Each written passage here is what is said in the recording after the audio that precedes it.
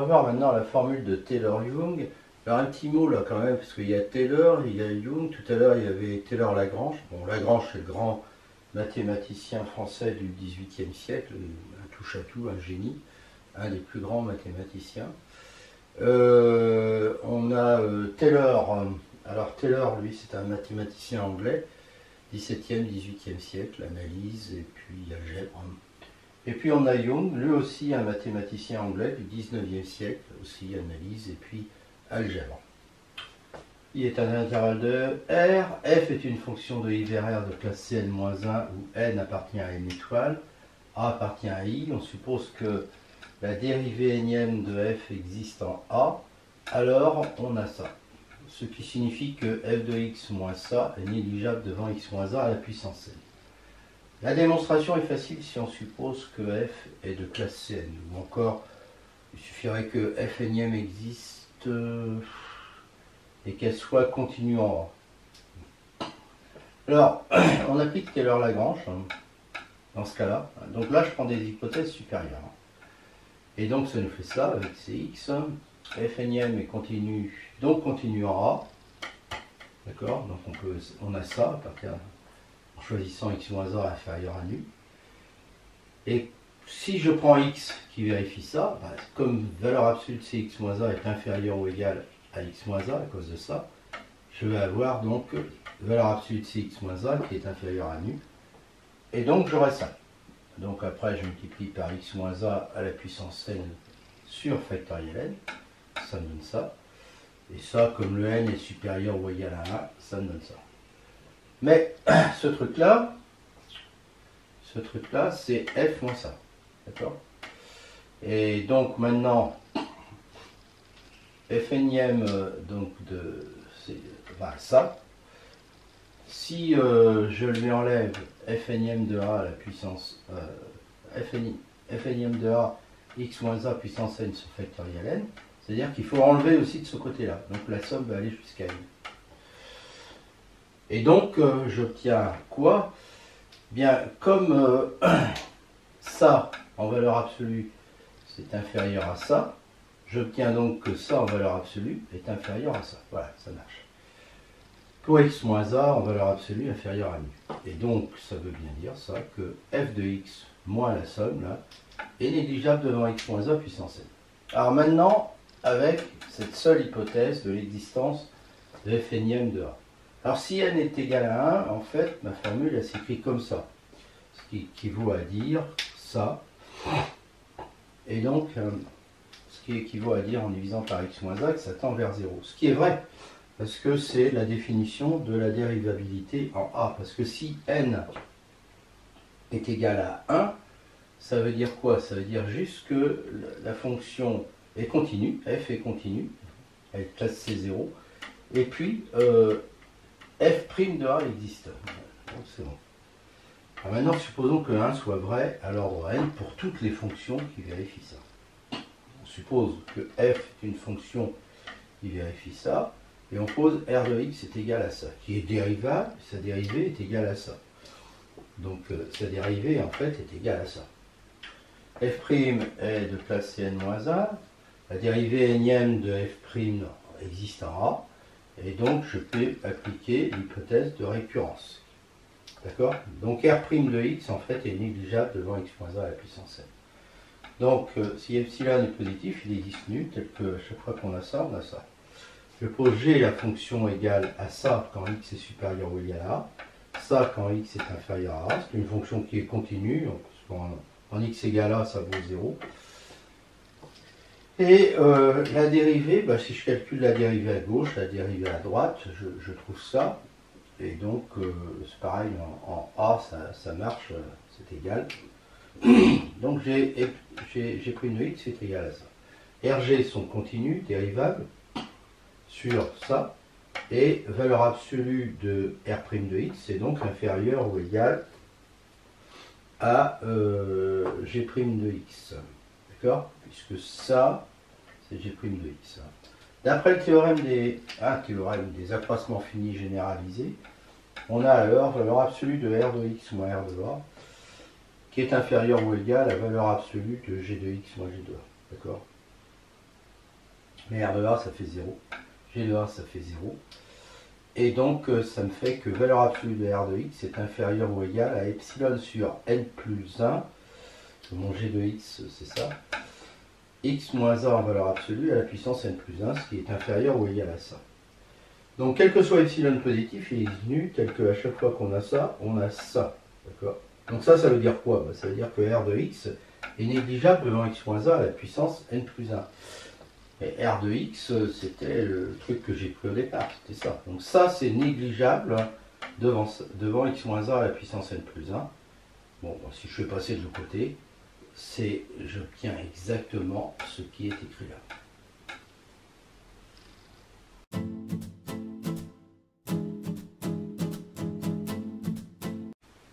On voit maintenant les développements limités. F est une fonction définie sur un intervalle I de R à valeur dans R. A appartenant à I, N appartenant à une étoile. On dit que F admet un développement limité d'ordre N en A s'il existe un polynôme P de degré inférieur ou égal à N, tel que F de X est égal à P en X moins A plus un terme négligeable devant X moins A puissance N. Si j'ai la fonction définie sur J qui va être un intervalle, obtenu en enlevant A, donc c'est-à-dire pas en enlevant mais en faisant moins A, c'est-à-dire l'ensemble des X moins A, X appartenant à I, vers R, qui a T associe F de A plus T. Alors F a un développement limité d'ordre N en A, si et seulement si G a un développement limité d'ordre N en 0. C'est évident, hein. Je traduis ça, d'accord, puis je remarque que si T est inférieur à nu, eh bien F de A plus T moins A va être inférieur à nu, et donc je vais avoir ça. Et donc ça me fera G de T moins P de T inférieur ou égal à epsilon T à la puissance N. Et donc j'ai bien ça. Et Q est un polynôme de degré N, donc G a bien un DL d'ordre N en 0. Réciproquement, je traduis qu'il y a un DL d'ordre N en 0. Et si je prends X moins A en valeur absolue inférieure à nu, et X appartient à I, on pose T égale X moins A, donc j'ai ça, donc j'ai ça. D'accord. Et donc ça me fait ça, et donc F de X, j'ai bien un DL aussi. Remarque, si P de X est égal à la somme des AKXK, F de X va être égal à P de X moins A plus ça, c'est-à-dire somme des AK X moins A puissance K plus ça. Ça, c'est un développement limité de F en A. On va voir qu'il y a unicité après, d'ordre N. Utilité des développements limités, eh bien, trouver des limites et puis des développements d'une fonction en série entière, en utilisant notamment la formule de Taylor-Young. Si F de I vers R est continu en A, F a un développement limité en A d'ordre 0. En effet, on a ça. Pourquoi? Parce que si epsilon est la fonction kx associe f de x moins f de a, ben j'ai évidemment ça. Et puis en même temps, je sais que limite de epsilon de x quand x tend vers a est égal à 0. Et donc j'ai ça. Pour ça j'ai oublié de l'écrire, mais c'est parce que donc limite de epsilon en 0, en a, pardon, est égale à 0. Voilà. Et alors si elle est dérivable en A, f a un dl d'ordre 1 en A. En effet, si je prends epsilon qui associe ça, eh bien je sais que epsilon est continu et que sa limite est égale à 0 quand x tend vers A. F de x, je multiplie par x moins A, et donc j'obtiens ça. Et donc ça fait bien que f de x est égal à ce polynôme là, plus un terme négligeable devant x moins A. Donc c'est bien un dl d'ordre 1 en A.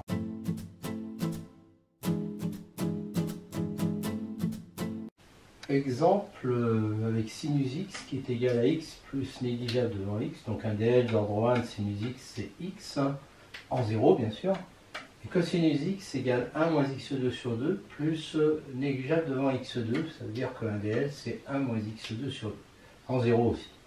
Bon, pour le premier, je vous laisse lire vous-même. C'est évident.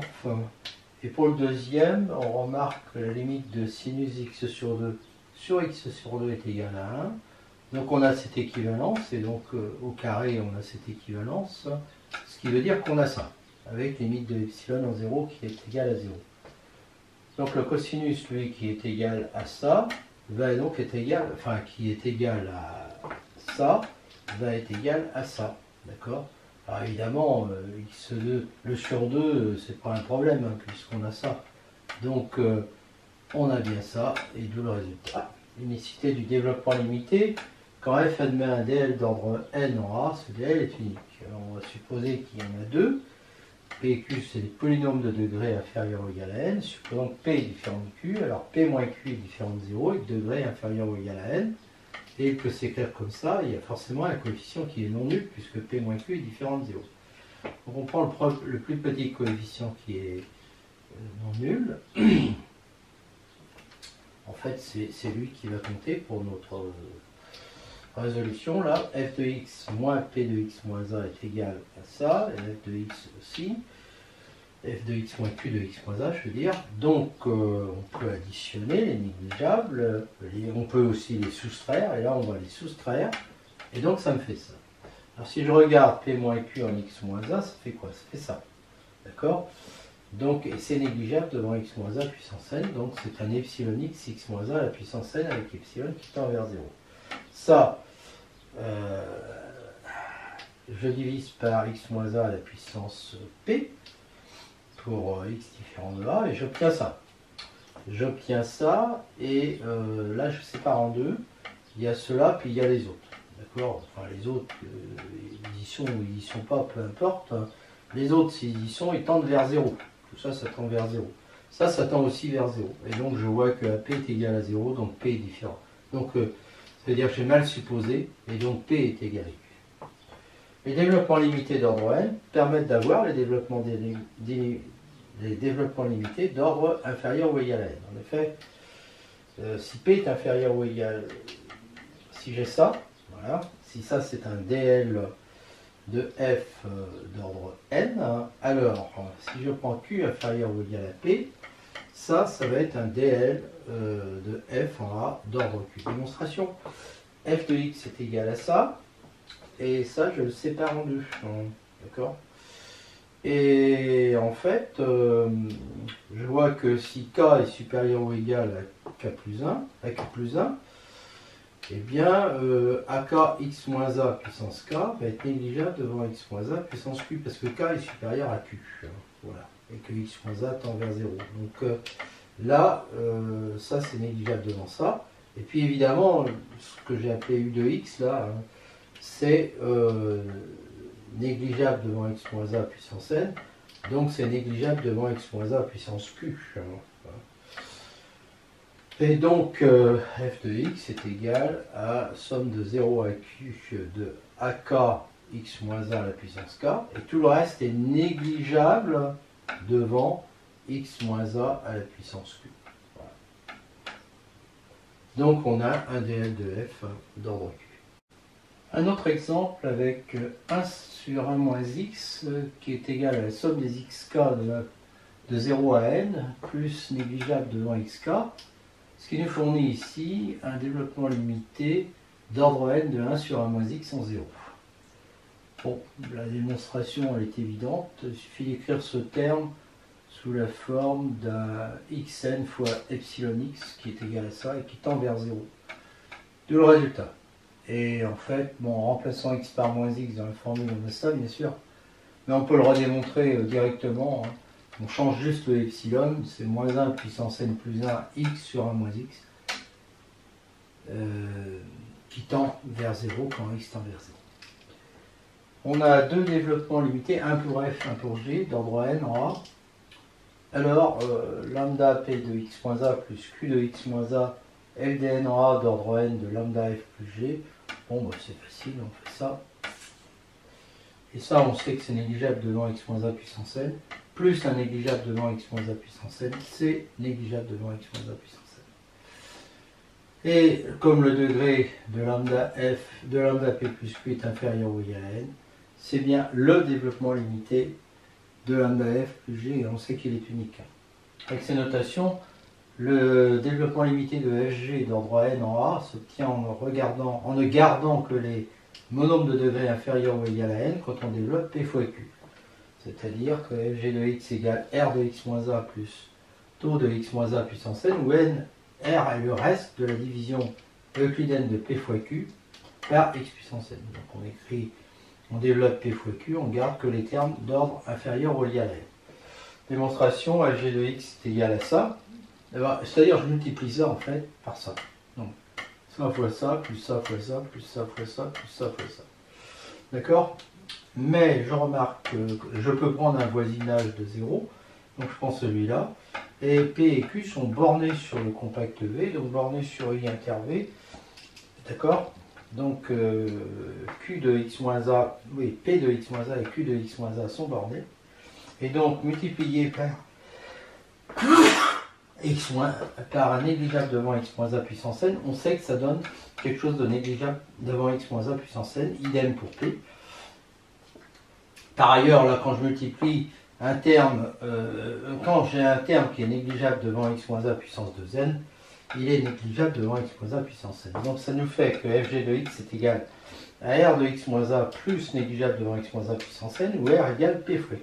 Alors quand je calcule p fois q, je prends donc les termes, les monômes de degré inférieur ou égal à n, et puis les autres. D'accord? Et les autres, en fait, ces monômes-là, x puissance k, ils sont négligeables devant et x puissance n. Autrement dit, x moins a à la puissance k va être négligeable devant x moins a à la puissance n. Hein, pour tous les cas allant de n plus 1 à 2n. Donc ça, c'est négligeable devant x moins a puissance n. Voilà, v de x moins a va être négligeable. Donc il ne va plus rester que u de x moins a plus négligeable devant x moins a puissance n. U est bien le reste de la division euclidienne de pq par x puissance n. De le reste. Conséquent, si f de I vers R a un dl d'ordre n en A, donné par p de x moins a, alors quel que soit k appartenant à n, f de x à la puissance k est égal à p de x moins a à la puissance k, plus négligeable devant x moins a à la puissance n. C'est vrai à l'ordre 0, c'est vrai à l'ordre 1 par hypothèse, et si on suppose que c'est vrai à l'ordre k, comme on a ça dans les hypothèses, on a vu précédemment qu'on peut multiplier. Donc f de x à la puissance k plus 1 est égal à p à la puissance k plus 1, enfin p en x moins a à la puissance k plus 1, plus négligeable devant x moins a puissance n, et donc c'est héréditaire, et donc on a toujours ça d'après le théorème de récurrence. Donc on voit que le dl de f de x à la puissance k d'ordre n en a est R est donné par R de x moins a, où R est obtenu en gardant les termes de degré inférieur ou égal à n dans P fois Q. C'est-à-dire que R est le reste de la division de P fois Q par x puissance n.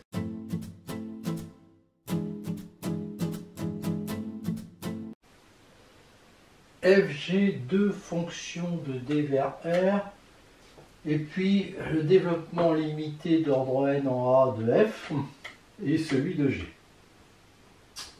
On suppose que limite de g de x en a est différente de 0. Alors évidemment, il existe un voisinage de a, tel que si x appartient à v inter d moins a, g de x est différent de 0, et à cause de ça, q de x moins a sera différent de 0. Alors, c'est ça qui m'intéresse, f sur g a un développement limité d'ordre n au voisinage de a, et ce développement limité, donc ce dl qui est égal à un polynôme q' en x moins a, où q' est le quotient suivant les puissances croissantes de p par q à l'ordre n. Alors ça, je vous rappelle ce que ça veut dire. Ça veut dire p égale q'q plus r multiplié par x à la puissance n plus 1, où q'q et r sont des polynômes de r de x, degré de q' inférieur ou égal à n. Démonstration. Q de x est un polynôme comme ça, et la limite de g de x, on le sait, en a est égale à a0, Q de a. Donc a0 qui est non nul, donc il existe un voisinage de a, tel que x appartient à d inter v moins a, implique que g de x est différent de 0, et en même temps q de x moins a est différent de 0. Q de x moins a est différent de 0 à cause de ça, parce que q de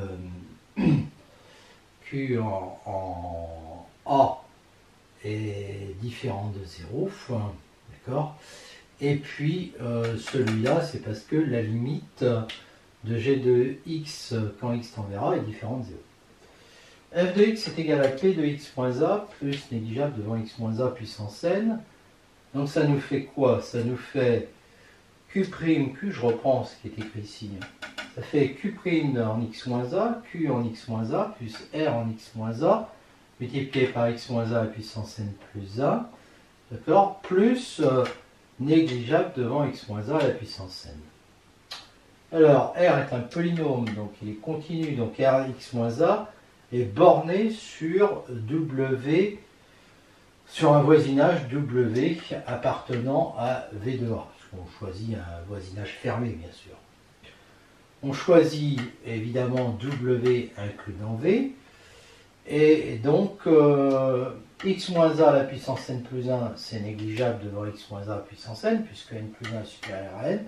Et R est borné, donc R en x moins A multiplié, quand je dis R est borné, je veux dire R de x moins A.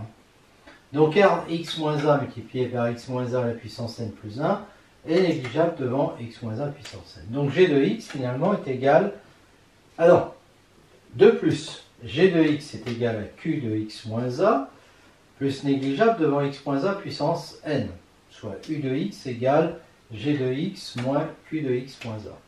F de x va donc être égal à Q' de x moins A, F de x là, Q' de x moins A, facteur, et là je remplace Q par G de x moins U de x, plus négligeable devant x moins A puissance n. Ce qui me fait que F de x est égal à Q' de x moins A, G de x, moins Q' de x moins A, U de x, plus négligeable devant x moins A puissance n. Q' de x moins A est continu, donc borné sur, là aussi, un voisinage W' appartenant à V de A et que je choisis inclus dans W. Donc Q' de x moins A, U de x va être négligeable devant x moins A puissance n, puisque U de x est lui-même négligeable devant x moins A puissance n. Donc multiplié par quelque chose qui est borné, c'est négligeable. Donc f de x est égal à Q' de x moins A, G de x, plus négligeable devant x moins A puissance n. Donc je peux écrire ça, puisque G de x, qui ne s'annule pas sur V, ne s'annule pas sur W' qui est inclus dans W, qui est inclus dans V. Limite de G de x en A est égal à lambda différent de 0, donc il existe un W seconde appartenant à V de A, que je choisis inclus dans W', tel que si x appartient à W seconde inter D moins A, G de x moins lambda en valeur absolue est inférieur à valeur absolue de lambda sur 2, ce qui fait que G de x est entre lambda sur 2 et 3,5 lambda. Donc, quand on passe à l'inverse, on a ça si lambda est positif, et puis ça si lambda est négatif. Mais, donc, de toute façon, si lambda est positif, là on voit bien, on a un minimum puis un maximum tous les deux positifs, et puis s'il est négatif, ben, il est encadré là aussi par 2 négatifs. Donc 1 sur G est borné sur W seconde inter D moins A. Donc comme il est borné, multiplié par un négligeable devant x moins A puissance n, on obtient quelque chose de négligeable devant x moins A puissance n. Donc finalement, f de x sur g de x, ce truc-là c'est négligeable devant x moins A puissance n, et bien c'est égal à Q' en x moins A, plus négligeable devant x moins A à la puissance n, ce qui implique bien le résultat. Je vois que le dl de f sur g, c'est Q' de x moins A, d'accord?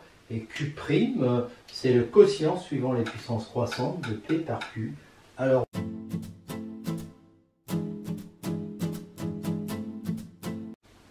f d'un intervalle moins epsilon vers R ayant un dl d'ordre n en 0. F de x égale P de x plus négligeable devant xn. P étant un polynôme de degré inférieur ou égal à n. Bien, si f est pair, le dl P est pair. Si f est impair, le dl P est impair. Démonstration, f de moins x égale P de moins x plus négligeable devant moins 1 à la puissance, enfin de moins x à la puissance n, c'est-à-dire ça c'est négligeable devant xn. F est impair, donc f de x égale moins f de moins x, donc va être égal à moins ça, donc ça nous fait ça. P de moins x est un polynôme de degré inférieur ou égal à n. Unicité du dl implique que P de x, puisqu'on a ça et ça veut dire que P de x est égal à moins P de moins x sur l'intervalle privé de 0. D'accord? Sur V inter I, alors cet intervalle V, on peut le prendre comme ça, bien sûr. Hein. Et donc, on a ça, quel que soit V, quel que soit X appartenant à V, moins 0. Ça, on s'en fiche du moins 0. Le polynôme Q égale P de X plus P de moins X, nul sur ça, donc a une infinité de racines, donc il est nul sur R. Et donc on a ça, quel que soit X appartenant à R, ce qui veut dire que P est impair. On fait la même chose avec pair, et cette fois-ci on a ça. L'unicité du DL nous dit qu'il existe V appartenant à V de 0, tel que P de X égale P de moins X sur V inter I moins 0. Alors on prend V égale ça, et donc ce polynôme est nul sur ça. Donc il a aussi une infinité de racines, donc il est nul sur R, donc P de moins X est égal à P de X, quel que soit X appartenant à R, ce qui veut dire que P est pair. Remarque, la formule de Taylor-Young fournit beaucoup de DL. Si je prends cette fonction cosinus, elle est C infini, donc on peut lui appliquer Taylor-Young à un ordre quelconque. Par une récurrence facile, on voit que la dérivée d'ordre 2n de cosinus, c'est moins 1 puissance n cosinus x. La dérivée d'ordre impair de n plus 1, c'est moins 1 puissance n sinus x. On a donc f de n plus 1 de 0 qui est égal à 0, parce qu'il y a le sinus 0. C'est normal puisque f est pair. Et le cosinus 2n qui est égal à moins 1 puissance n. Donc quand je remplace là-dedans, j'obtiens que cosinus x égale somme de 0 à n de moins 1 puissance k sur factoriel de k x puissance 2k plus négligeable devant x puissance 2n. Mais je peux même dire que c'est un négligeable devant x puissance 2n plus 1, parce que si je prends le dl d'ordre de 2n plus 1, il n'aura que des nombres, que des coefficients pairs. Et donc le coefficient impair sera nul. Hein, donc il n'y aura pas de x à la puissance 2n plus 1. D'accord? Donc j'obtiendrai ça. Voilà. Le dl est pair. Il est pair parce que la fonction était paire. De même avec sinus qui, là, c'est infini, mais impair. Donc c'est pareil, on a le même genre de formule pour les dérivés. Et donc f de n dans 0 est égal à 0, et l'autre est égal à moins 1 puissance n. Je me suis trompé. Donc sinus x est égal à la somme de moins 1 puissance k sur 2k plus 1 factoriel x à la puissance 2k plus 1, plus négligeable devant 2x à la puissance 2n plus 1. Mais là aussi, je peux rajouter le coefficient. Je peux dire que c'est négligeable devant x à la puissance 2n plus 2, puisque il n'y aura pas de... Le coefficient en x à la puissance 2n plus 2 sera nul. Donc je peux écrire que c'est égal à ça aussi. Le dl est impair, c'est normal, puisque sinus x est impair. Donc par exemple, si je mets le dl du cosinus x à l'ordre 6, et ici, le dl du sinus x à l'ordre 5. Exercice, trouver le dl d'ordre 5 de tangente x en 0. Alors on remarque déjà que tangente x c'est c infini sur cet intervalle et qu'elle est impaire. On peut appliquer Taylor-Young grâce à c infini. Et donc je vais avoir ça, comme il est impair, qu'avec des termes impairs. La dérivée de tangente c'est ça, en 0 c'est 1. La dérivée seconde c'est ça, en 0 c'est 0, et c'est normal puisque tangente est impair. La dérivée troisième, c'est 2, 1 plus tangente carré x, plus 6, fois 3, 6, 1 plus tangente carré x, tangente carré x, donc ça me fait ça. Et donc en 0, ça fait 2. La tangente quatrième, ça fait 0 plus, et puis tous les restes, eh bien, il faut dériver tangente. Hein. Donc ça fait... donc, qu'est-ce que je dis? Ça fait 2 fois 8, 16, 1 plus tangente carré fois tangente, plus 4 fois 6, 24, 1 plus tangente carré, tangente au cube. Et donc, après, je simplifie ça, et ça fait ça. Donc, en 0, ça fait 0. Et c'est pas étonnant, puisque tangente est impair. Et enfin, le dernier, donc, il faut dériver ça. Donc, il y a 1 plus tangente carré, qui va être facteur de 16 plus 3 fois 40, c'est-à-dire 120 tangente carrée, plus 5 fois 24, c'est-à-dire 120, tangente à la puissance 4 en 0, ça nous fait 16. Donc tangente x est égal à 1 sur 1 x, donc x, plus 2 sur factoriel 3, donc ça va faire 1 tiers de x au cube, plus, j'ai trouvé quoi, 16 sur factoriel 5, je vous laisse vérifier que ça fait 2 quinzièmes de x5, plus négligeable devant x5, et voilà donc le dl de tangente au voisinage de 0 en ordre 5. Deuxième méthode, eh bien, on applique ça, comme la limite du cosinus est égale à 1 différent de 0, on divise les dl suivant les puissances croissantes à l'ordre 5. Donc on écrit le dl de sinus à l'ordre 5, le dl du cosinus, et on fait cette division. Donc en x combien de fois 1, il va x fois. Et puis j'enlève x fois 1, donc moins x, plus x, j'enlève ça, j'enlève x fois moins x2 sur 2, donc ça fait plus x2 sur 2, moins x5 sur 24, et évidemment j'ai cela qui reste. Je simplifie, ça fait ça. Donc là je vais mettre ça fois 1 pour enlever ça, donc je mets x au cube sur 3, et donc je vais rajouter x5 sur 6, mais il y a moins x5 sur 30, hein. Et puis x7 sur 72, dont je me fiche parce qu'en fait il ne servira pas. Et donc ça me fait ça. Donc le dernier terme, ça va être 2 quinzièmes de x5. Et donc je retrouve le développement que j'avais trouvé avant.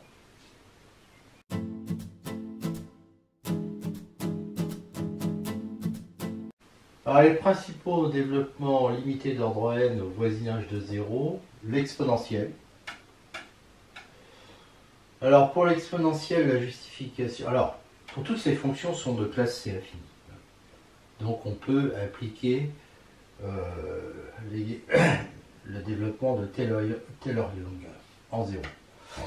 Alors là, les dérivés, c'est toujours l'exponentielle, donc en 0, ça fait 1. Donc quand je fais la somme des fkm de 0 sur factoriel n, ben, il va rester que 1 sur factoriel n. Donc je fais bien ça. Pour le cosinus hyperbolique, alors là, bon, c'est pair, hein, mais par une récurrence facile, on voit que f dérivé deuxième fois de x égale chx, et f deuxième fois, donc comme c'est pair, je m'intéresse au coefficient pair.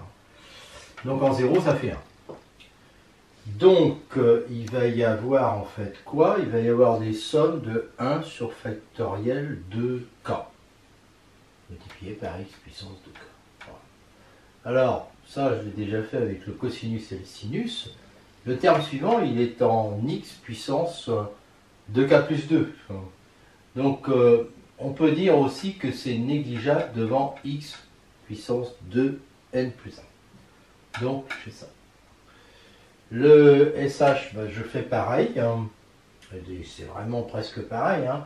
Elle est impaire, je m'intéresse qu'au coefficient impair, hein. Bon, la dérivée, ça fait toujours CH, hein. Donc ça fait 1 aussi. La seule différence avec l'autre, c'est que j'ai que les coefficients impairs. Pour le cosinus, moi, je fais pareil qu'avec le CH, bon, sauf que là, il y a des histoires de signes, hein. On a déjà vu ça, donc je ne sais pas si j'en reparle en fait. Donc le cosinus est pair, hein, d'accord, et je vois que c'est moins 1 puissance n. Donc moins 1 puissance n divisé par factoriel 2n plus 1 pour le... Alors, je ne sais plus où je suis en fait là. Je suis... non, je suis dans le cosinus ou dans le sinus. Donc si je suis dans le cosinus, c'est moins 1 puissance n, d'accord, sur factoriel 2n, donc voilà, moins 1 puissance k sur factoriel 2k. Les puissances de k, et toujours la même remarque au sujet du dernier terme. Pareil pour le sinus, celui-là, alors celui-là, on peut faire de plusieurs façons, on l'a déjà vu tout ça. On sait qu'on a ça, qui peut s'écrire 1 sur 1 moins x, moins x fois, moins xn, pardon, fois x sur 1 moins x, et ça c'est un epsilon de x qui tend vers 0, d'accord? Donc c'est négligeable devant xn. Donc le résultat. Mais on peut aussi dériver, d'accord? Alors par une récurrence, on montre que toutes les dérivées sont égales à ça. Et donc en 0, ça nous fait du factoriel n. Donc en fait, ça va nous faire une somme de factoriel k sur factoriel k x puissance k. Donc ça fait ça. Voilà. Alors 1 sur 1 plus x, on peut remplacer x par moins x et on trouve facilement ça. Ln de 1 plus x, alors lui on verra qu'on peut obtenir à partir de là en intégrant, puis là aussi. Mais là on va le faire autrement. 8, donc je calcule la dérivée, puis la dérivée seconde, et puis par une récurrence simple, je montre que les dérivées sont égales à factoriel n-1 moins 1 puissance n-1 sur 1 plus x à la puissance n, et donc ça veut dire que en 0, elles vont être égales à moins 1 puissance n-1 factoriel n-1, que je vais diviser par factoriel n dans le développement, d'accord? Et donc il va me rester moins 1 puissance n sur n, et donc on est ici, moins 1, là je suis dans le 8, hein, moins 1 puissance n-1, pardon, moins 1 puissance n-1 sur n, moins 1 puissance k-1 sur k, xk, voilà. Donc ça nous fait ça. Et puis là, bah, je change x en moins x. Alors, en changeant x en moins x, il va y avoir un moins 1 puissance k, et donc multiplié par ça, ça fait un moins 1 que je mets devant, et donc j'obtiens facilement ça. Voilà. Les principaux développements limités d'ordre n au voisinage de 0. Exemple d'une fonction non nulle de classe C infinie qui a des dérivées d'ordre n toutes nulles en 0. Autrement dit, on a f de x égale 0 plus négligeable devant xn, quel que soit n. Autrement dit, f de x est négligeable devant xn, quel que soit n. Tous les développements d'ordre n sont nuls. Alors, cette fonction-là, exponentielle moins 1 sur x2 si x est différent de 0, 0 en 0. Il est évident qu'elle est C infinie sur la étoile comme composée des fonctions qui sont C infinies, et que la limite de f de x en 0, ben, c'est la limite d'exponentielle moins x quand x tend vers plus infini, donc ça fait 0. Donc f est continu en 0, donc de classe C1. Et pour x différent de 0, f' de x est égal à 2 sur x cube exponentielle moins 1 sur x2, et sa limite en 0 est 0, parce que c'est l'exponentielle qui l'emporte, donc f est dérivable en 0, et f'0 égale 0, qu'on avait par f de x moins f de 0 sur x égale 1 sur x exponentielle moins 1 sur x2, qui tend vers 0 en 0 parce que l'exponentielle l'emporte. Donc f est de classe C1. On peut supposer que f est de classe Cn et que fn est de cette forme-là, ce qui est le cas là avec f de x et puis avec f' de x. Pn est un polynôme de R de x. Donc si x est différent de 0 bien sûr. Et sinon fn de 0 égale 0. Mais pour x différent de 0, quand on calcule la dérivée n plus 1, on dérive ça, hein, donc ça fait p'n sur x puissance 3n, moins, et là je dérive ça, 3n pn sur x puissance 3n plus 1, puis je dérive ça, plus 2 sur x au cube pn sur x puissance 3n, le tout multiplié par exponentielle moins 1 sur x2, et j'ai bien un polynôme divisé par x puissance 3 facteur de n plus 1, donc je retrouve ma formule, d'accord? Alors la limite de fn plus 1 de x égale en 0, ben, ça sera 0. Alors je l'explique, là j'ai expliqué un petit peu plus bas, parce que si P est un polynôme, eh bien la limite de P de x, alors pourquoi est-ce que cette limite est égale à 0? Ben, on pose t égale 1 sur x2, et donc si je regarde ça, ça fait racine de t, ça fait racine de t, oui, ça fait exponentielle moins t, le x est un racine de, le x est un 1 sur racine de t, et il est à la puissance n, donc ça fait ça. Et ça fait ça, et là on sait qu'en plus l'infini c'est l'exponentielle qui l'emporte, donc ça fait 0. Et donc comme la limite de p de x en 0, bah, ça sera p de 0, ça c'est un nombre réel, et que la limite de ça divisé par ça, ça fait 0, bah, le produit fait 0. D'accord? Donc ici, bah, ça me dit que fn plus unième est continu sur R, donc de classe Cn plus 1 avec la formule que j'avais avant, et donc la propriété héréditaire, et donc 1 est toujours vrai, c'est-à-dire j'ai toujours fn de x qui est de cette forme-là, et puis fn de 0 qui est égal à 0. Donc ce qu'il faut retenir c'est que fnim de 0 est toujours égal à 0, donc on a bien ce résultat, ce DL nul en tout ordre. Pourtant, f évidemment est différent de 0.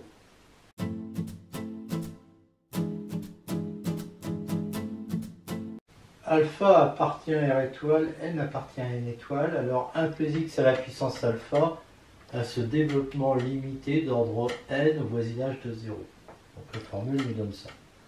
Donc là on voit alpha, alpha moins 1, alpha moins 1, alpha moins 2. Il faut bien voir que alpha n'est pas forcément un entier. Alors j'ai pas pris alpha égale 0 parce que 1 plus x à la puissance 0 ça fait 1, c'est pas intéressant. Démonstration, si alpha est un entier naturel, P, non nul, le résultat est évident. On a ça par le binôme de Newton. Et donc pour n inférieur à P, je peux écrire ça. Et celui-là, je peux factoriser puissance n dedans. Et il va rester des x avec des exposants positifs, donc ça va tendre vers 0 ça. Et donc j'ai bien ça. Si n est supérieur ou égal à P, j'ai 1 plus x à la puissance p qui est égal à ça, binôme de Newton, est égal à 1 plus somme de 1 à n au lieu de faire somme de 1 à p. Pourquoi? Parce que les termes qui vont suivre p, les termes comme ça, ils vont être nuls. Parce que quand je fais p-1, p-k plus 1, d'accord, avec k supérieur à p, d'accord, et bien là-dedans, je vais avoir le facteur où il y aura k égale p. D'accord. Et donc, en fait, j'ai un facteur qui va être nul. Voilà, il va contenir un facteur nul. Donc, oui, j'aurais mieux fait d'écrire, il va contenir le facteur p moins p. Voilà. P moins p qui est égal à 0. Donc, en fait, ça va être égal à ça, plus 0. Et ce 0, il est toujours négligeable devant xn, parce que je peux très bien écrire que c'est xn multiplié par epsilon x, où epsilon x de x est égal à 0. Donc il tend vers 0. Alors maintenant, le seul cas intéressant, c'est le cas où alpha est un nombre réel, non nul, mais pas un entier naturel. Dans ce cas-là, on est obligé de passer par cette formule. La fonction est de classe C infinie, elle l'était aussi avant, hein, bien sûr. Et je peux appliquer Taylor-Young sur cet intervalle moins 1 à 1 qui contenait un 0. F' de x est égal à ça, et par une récurrence facile, on a fkm de x qui est égal à ça, parce que si je redérive ça, ça me fait le terme, ça me fait un coefficient en plus. Là j'étais à alpha moins k plus 1, là je vais avoir le alpha moins k en plus. Donc fkm de 0 va être égal à ça, et donc quand j'applique Taylor-Young, j'obtiens ça. Exemple, pour alpha égale 1,5, eh bien ça va me faire 1 plus alpha x plus alpha moins 1 sur factoriel 2 x2 plus alpha moins 1 alpha moins 2 sur factoriel 3 x3, et j'obtiens ça. Et si je prends alpha égale moins 1,5, donc ça fait 1 sur racine de 1 plus x égale 1 plus x à la puissance moins 1,5 égale 1 plus alpha x plus alpha moins 1 sur factoriel 2 x2 plus alpha moins 1 alpha moins 2 sur factoriel 3x3 plus etc. Et on a, voilà. Alors maintenant un lemme qui va me servir à démontrer qu'on peut intégrer les développements limités. J'ai une fonction f définie sur un intervalle de ce type, d'accord. Bon, j'aurais pu fermer aussi en... je l'ai fait d'ailleurs. Tel que f est intégrable sur i et que f de x est négligeable devant x moins 1 puissance n. Alors somme de a à x de f de tdt, c'est une fonction de x, est négligeable devant x moins a à la puissance n plus 1. Que x soit inférieur ou égal à a, ou qu'il soit supérieur ou égal à a. Démonstration pour epsilon positif, bon, j'explique que f est négligeable devant x moins a à la puissance n, et je prends le cas où x est supérieur ou égal à a. Somme de a à x de f de tdt va être inférieur ou égal à ça, qui est inférieur à epsilon t moins a à la puissance n. Là, je suis entre a et x, je suis supérieur à a, donc je fais ça. Et donc par intégration, ça me fait ça, et je peux enlever le n plus 1, puisque 1 sur n plus 1, c'est plus petit que 1. Et donc j'obtiens ça. Et si x est inférieur ou égal à a, ça va être en fait la somme de x à a. D'accord? Donc ça va être inférieur ou égal à ça. Et ça, le t moins 1 à la puissance n, là, comme t est inférieur à a, c'est a moins t à la puissance n. Ça s'intègre par moins a moins t à la puissance n plus 1 sur n plus 1. Et je vois que ça fait epsilon à moins x à la puissance n plus 1 sur n plus 1, c'est-à-dire epsilon, valeur absolue de x moins 1 à la puissance n plus 1 sur n plus 1, qui est rendu inférieur ou égal à epsilon, valeur absolue de x moins 1 à la puissance n plus 1. Dans les deux cas, j'ai donc la valeur absolue de cette intégrale qui est inférieure ou égale à epsilon, valeur absolue de x moins 1 à la puissance n plus 1, ce qui veut bien dire que la somme de ax de f de t dt est négligeable devant x moins 1 à la puissance n plus 1.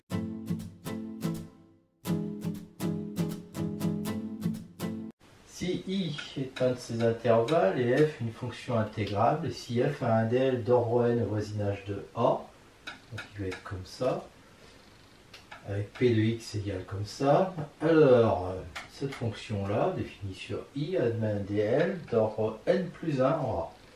Et ce dl, il est donné par q de x moins a, où q de x est obtenu en intégrant terme par terme le p de x qu'on avait là. Donc f de x égale q moins a plus négligeable devant x moins a à la puissance n plus 1. Autrement dit, ça c'est le dl d'ordre n plus 1 de f de x. Voilà. Alors, démonstration, f de x est égal à p de x moins a plus négligeable devant x moins 1 à la puissance n. On pose g, la fonction qui à x fait correspondre à f de x moins p de x moins a, elle est intégrable, tout ça c'est intégrable. Et évidemment, comme on a ça, g est négligeable devant x moins a puissance n. Donc, on sait, d'après le lemme qu'on a vu avant, que la somme est négligeable devant x moins 1 à la puissance n plus 1. Mais cette somme, c'est la somme de f moins la somme du polynôme. Donc on intègre le polynôme, d'accord? Voilà. Là, j'aurais pu mettre, par exemple, que q de x, c'était la somme de 0 à x du polynôme qui est là. Et donc, ça nous fait f de x moins ça. Donc, égale f de x moins q de x moins a. Et donc, f de x moins q de x moins a est négligeable devant x moins a à la puissance n plus 1. Ce qui implique que f de x égale q moins a plus un négligeable. Donc ça, c'est bien un développement limité d'ordre n plus 1. Exemple, retrouver le dl d'ordre n supérieur ou égal à 1 de ln de 1 moins x au voisinage de 0. On part de ça, d'accord, qui est intégrable. Son intégrale est égale à moins ln de 1 moins x. Et donc, j'ai le développement limité d'ordre n plus 1 de ln de 1 moins x. Donc ln de 1 moins x, c'est moins ça. D'accord? Voilà. Donc, quel que soit n. Donc ln de 1 moins x est égal à moins somme de 1 à n, je fais une petite translation, de xk sur k plus négligeable devant xn. Là, c'était n plus 1. Bon, ça n'a rien à voir avec l'intégration, mais puisqu'on connaît les dl de toutes les fonctions, on peut obtenir un dl par produit, dl d'ordre 4 de exponentielle moins x cosinus x au voisinage de 0.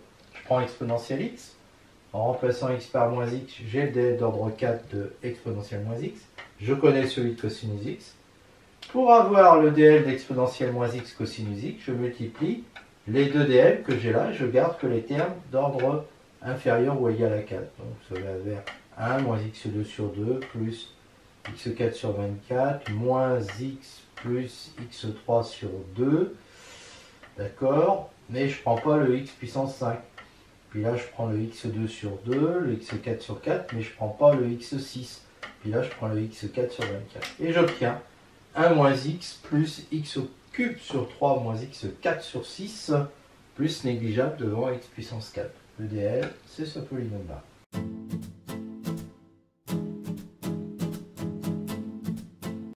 Composition des développements limités. On a deux fonctions définies sur cet intervalle qui contient 0. Limite de f en 0 égale 0.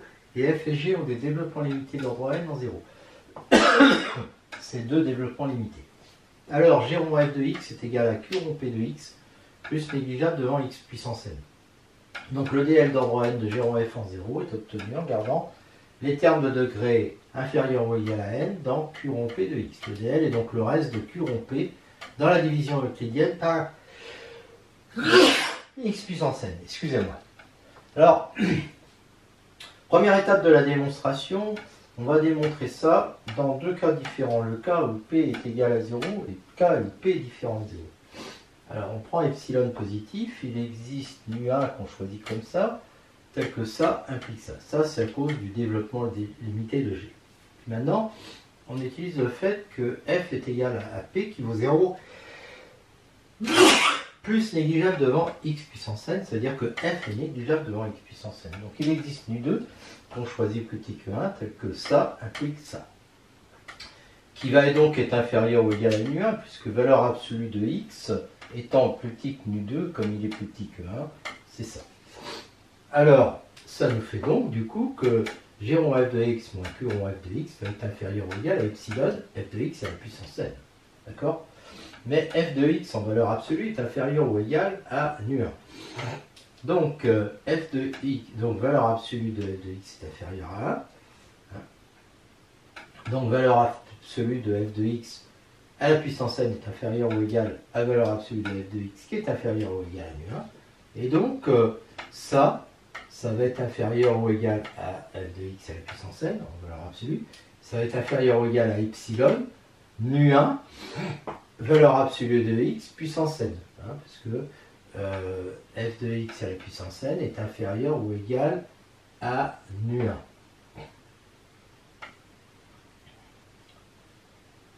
D'accord?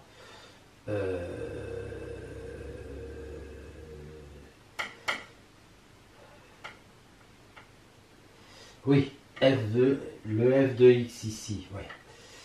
F de x à la puissance n est plus petit que f de x en valeur absolue. Mais valeur absolue de f de x est inférieure ou égale à nu1 valeur absolue de x puissance n. D'accord? Donc effectivement, ça va bien être inférieur ou égal ça à epsilon nu1 de valeur absolue de x à la puissance n. Bon, ça c'est inférieur ou égal à epsilon valeur absolue de x puissance n parce que nu1 est inférieur à 1. Donc, quel que soit epsilon positif, j'ai bien démontré qu'il existe nu2 tel que valeur absolue de x inférieure à nu2 applique ça. Maintenant, p est différent de 0. Donc il y a un plus petit coefficient là qui est non nul. Je l'appelle à j. Soit epsilon positif et epsilon 1 positif. Ensuite, on verra qu'on va choisir epsilon 1 en fonction d'epsilon. Il existe ça tel que l'on a ça. Ça c'est le dl de g. F de u, maintenant on utilise le dl de f. D'accord? Alors, f de x moins p de x est négligeable devant xn. Donc devant x puissance j, puisque xn est négligeable devant x puissance j. P de x, on sort le terme en aj x puissance j, puis il y a tous les autres qui sont de degré supérieur à j. Donc ils vont être négligeables devant x puissance j. Donc en fait, ça fait ça. Donc f de x va être égal à aj x puissance j, plus des termes négligeables devant x puissance j. D'accord? Donc ça fait ça. Soit epsilon 2 maintenant, que je choisis entre 0 et puis le sub de 1 et de aj, de valeur absolue de aj. F de x égale aj x puissance j plus négligeable devant x puissance j. Donc il existe nu2 tel que ça, et tel que si valeur absolue de x est inférieure ou égale à nu2, alors on a ça. Mais alors, f de x, donc là j'utilise le fait que f de x moins aj x puissance j est négligeable devant x puissance j. Et donc, ça veut dire quoi ça? Ça veut dire que f de x, valeur absolue, alors j'utilise l'inégalité triangulaire, d'accord? Ça, c'est inférieur ou égal à epsilon 2 x puissance j plus aj x puissance j. Ça fait donc ça parce que j'ai choisi epsilon 2 inférieur à aj. Donc c'est ça. Maintenant, valeur absolue de x inférieure ou égale à nu2, et je sais que nu2 est inférieur à 1, donc valeur absolue de x est inférieure à la puissance j, va donc être inférieure ou égale à valeur absolue de x, et du coup, le valeur absolue de f de x, qui était inférieure ou égale à ça c'est inférieur à valeur absolue de x, donc ça me fait ça. C'est inférieur ou égal à 2 valeurs absolues de aj, nu2, parce que x, valeur absolue de x, est inférieur à nu2. D'accord? Et ça, c'est inférieur ou égal à nu1, à condition que je prenne nu2 inférieur ou égal à nu1 sur 2 valeurs absolues de aj. Je le fais. Donc j'impose à nu2 d'être inférieur à la fois à 1 et à n1 sur 2 modules de aj. Alors, f de x inférieur ou égal à nu1 implique que g rond f de x en valeur absolue moins q rond f de x est inférieur ou égal à epsilon 1 f de x à la puissance n à cause de 1 qui est là. D'accord? Voilà. Mais la valeur absolue de x est inférieure ou égale à nu2. D'accord? Alors, si, est inférieur ou si la valeur absolue de x est inférieure ou égale à nu2, alors la valeur absolue de f de x est inférieure ou égale à 2 valeurs absolues de AJ, valeur absolue de x. Ça, je l'avais déjà fait parce que je l'avais déjà démontré. Voilà, c'est ça. Voilà, c'est ici. D'accord? Donc, G rond f, la valeur absolue de G rond f de x moins Q rond f de x va être inférieure ou égale à quoi? Eh bien, elle va être inférieure ou égale à epsilon 1 et mon f de x à la puissance n, là, ma valeur absolue de f de x, elle est inférieure ou égale à ça. Mais comme elle est à la puissance n, ça va faire ça. Et donc, ça fait epsilon 1, 2 valeur absolue de AJ à la puissance n, valeur absolue de x à la puissance n. Et ça va être inférieur ou égal à epsilon, c'est là enfin qu'il va servir, ce epsilon, à condition que ça soit plus petit que epsilon. Autrement dit, que epsilon 1 est inférieur à ça. Donc, je me suis donné un epsilon positif. Je choisis epsilon 1 comme ça. Grâce à ce epsilon 1, j'ai trouvé un nu1. Puis, j'ai trouvé un nu2.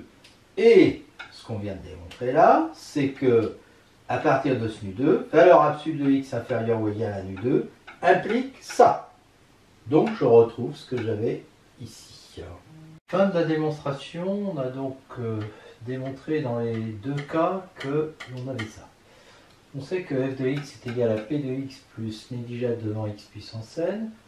Donc f de x à la puissance k égale p de x puissance k plus négligeable devant x puissance n. On l'a déjà vu ça, quel que soit le k appartenant à l. Q de x est égal à la somme de 0 à n des bk x puissance k. Donc q de f de x est égal à la somme de 0 à n des bk f de x à la puissance k. C'est-à-dire somme de 0 à n des bk, et ça on sait que c'est... voilà. Et donc c'est une somme comme ça, somme de bk f de x à la puissance k plus négligeable devant x puissance n. Donc ça fait en fait, là je reconnais q rond p de x plus négligeable devant x puissance n. Donc on a ça qui est égal à ça et qui est égal à ça. Donc c'est bien q rond p de x plus négligeable devant x puissance n.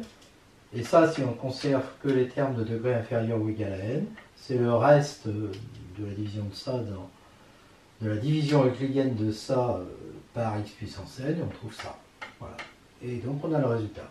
Exemple, on cherche un dl d'ordre 3 en 0 de sinus de ln de 1 plus x, que j'appelle f de x. Bon, bah, si je prends cette fonction, elle est parfaitement définie, là c'est infini, la fonction sinus aussi. Donc elles ont des dl d'ordre 3. Par ailleurs, limite de fn de x quand x de ln de 1 plus x quand x tend vers 0 est égal à ln de 1 égale 0. Donc on rentre pleinement dans les hypothèses de ce théorème-là qu'on va appliquer. Donc on prend un dl de ln de 1 plus x, dl d'ordre 3, un dl du sinus x. Hein. Les deux sont c infini, donc ils ont des dl d'après Taylor-Young. Et donc ce dl ici c'est ça. Et donc on va calculer q rond p. Donc ça, dans lequel je remplace x par ça, hein, c'est-à-dire p de x moins p de x au cube sur 6. Donc ça fait ça, ça. Mais je ne garde que les termes de degré 3, inférieur ou égal à 3. Donc j'ai cela, et puis là je peux mettre x en facteur, donc ça fait du x au cube au sub. Et là je vois bien que si je développe, pour n'avoir que du degré inférieur ou égal à 3, ben je prends juste le 1. Donc ça me fait ça. Et ça, c'est x moins x2 sur 6 plus x3 sur 6. Donc le développement limité de sinus de ln de 1 plus x d'ordre 3 en 0, c'est x moins x2 sur 2 plus x3 sur 6.